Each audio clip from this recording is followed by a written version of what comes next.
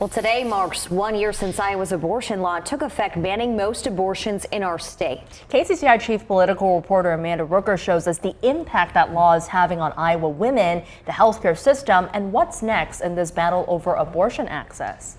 Nicole and Laura, this law bans abortion after fetal cardiac activity is detected, and doctors say that's usually around 6 weeks of pregnancy. The law includes exceptions for some cases of rape and incest and to save the life of the mother. Now, this anniversary marks a turning point in Iowa's abortion landscape, with clinics closing, patients traveling out of state, and both sides of the debate doubling down. A year after Iowa law began banning abortion around 6 weeks of pregnancy, we're seeing abortion clinics closing. Pulse Life Advocates Executive Director Maggie DeWitty is celebrating. That's our goal, right? We want to create a culture of life here in Iowa, and we're seeing that happen. According to Planned Parenthood, abortion services in Iowa have dropped 74% since the law took effect last year. Reproductive rights activist and OB doctor Emily Bavers says she's seen this impact firsthand. Women shoulder the weight of this bill and now bear pregnancies according to the will of the government. Planned Parenthood says the number of Iowa patients now traveling to Minnesota and Nebraska for abortions has gone up 182%. Bavers says that puts more financial strain on Iowa women. In 2023, only 194 women sought support from abortion funds to travel out of state. But in 2024, that number swelled to 625, more than tripled. Iowa Democrats say the law has stripped away rights and choices. State Senate Democratic leader Janice Weiner reflected on the law's anniversary during a drive home from an out-of-state trip. I realized that when I was standing there on the Illinois side of the Mississippi, that my granddaughter and I had more rights there than we would after we crossed the Mississippi.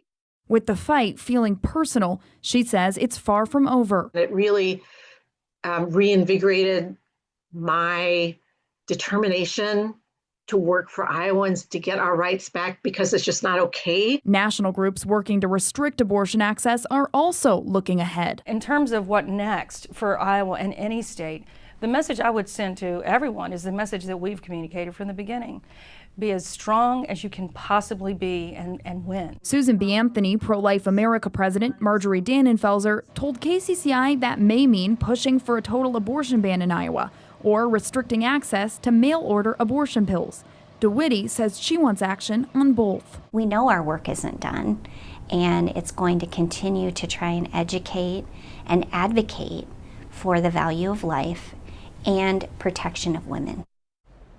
Now, the state tracks the number of abortions in Iowa, showing the drop-off since the law took effect.